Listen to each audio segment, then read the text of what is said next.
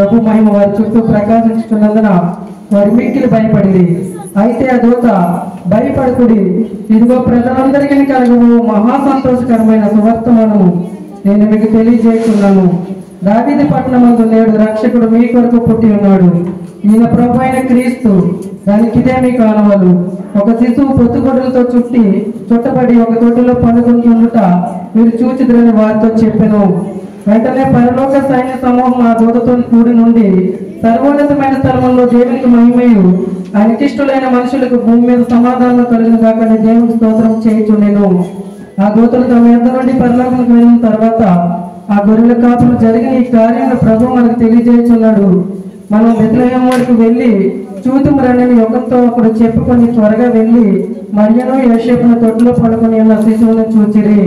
వారు చూచి ఈ శిశువును కూర్చి తమతో చెప్పిన మాటలు ప్రచురం చేశాను.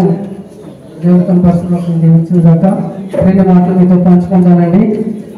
ఇక్కడ దేవుడు తన దూతను పంపించి గొర్రెల కాపులతో మాట్లాడినప్పుడు మీ కొరకు రక్షకుడు పుట్టి ఉన్నాడని చెప్పినప్పుడు వారు చెప్పిన మాటను వెంటనే వారు ఏమి ఆలోచన చేయకుండా దేవుడు మనతో మాట్లాడాడు, తన దూతను పంపించి అని చెప్పి వారు వెంటనే వెళ్ళి మరియును యోసేపును అలాగే ఆ పొత్తుగుడ్లతో చుట్టబడి ఉన్న శిష్యుడైన యేసుప్రభుని మనకి రక్షకుడైన యేసుప్రభుని చూసి చాలా సంతోషించారు.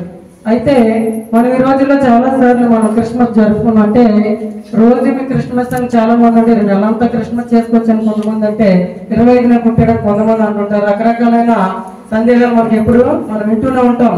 కానీ యేసుప్రభు మన కోసం జన్మించి ఈ లోకంలో కొంతకాలం బ్రతికి తర్వాత తన ప్రాణం పెట్టి ఆయన వెళ్ళిపోయి తిరిగి లేచి వచ్చిన తర్వాత మీరు సర్వలోకానికి వెళ్ళి సర్వసృష్టికి సువార్తను ప్రకటించడానికి చెప్పి వెళ్ళాడు. అయితే మనకి ఈ యొక్క నెల రోజే నెల మొత్తం మాత్రమే క్రిస్మస్ కాదు.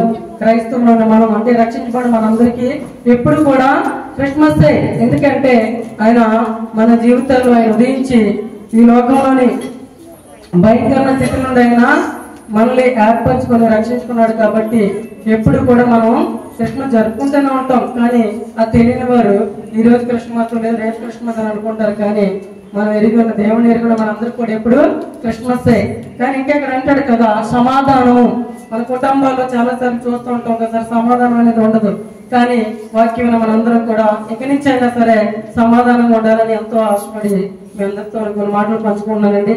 అలాగే క్రమము మీరు విన్నంటనే గొర్రెల కాపులు ఆలస్యం చేయకుండా వెళ్ళి ఆయన చూచి ఆ చూసిన సంగతులు అనేక మందికి తెలియపరుచుకున్నారండి. ఇప్పుడు మనం సువార్త అనుకున్నాం. మనం చేసేది నేనైతే చెప్తాను, నేను చేసేది ఏమీ లేదండి.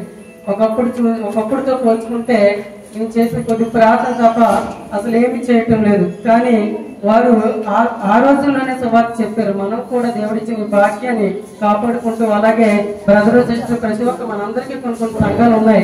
ఉన్నప్పుడు కూడా ఇంకా కొంత సమయం ప్రార్థించాలనే ఆశతో ఈ విధంగా ఏర్పడి బ్రదర్ ద్వారా సిస్టర్ ద్వారా ప్రేరేపింపబడి ఇంకా అనేకల కోసం ప్రార్థిస్తున్నాం. కాబట్టి ఇంకనూ ప్రార్థనలో అభివృద్ధి పొందుదామని కొద్ది మాటలు దేవుడు దీవించిన గాక.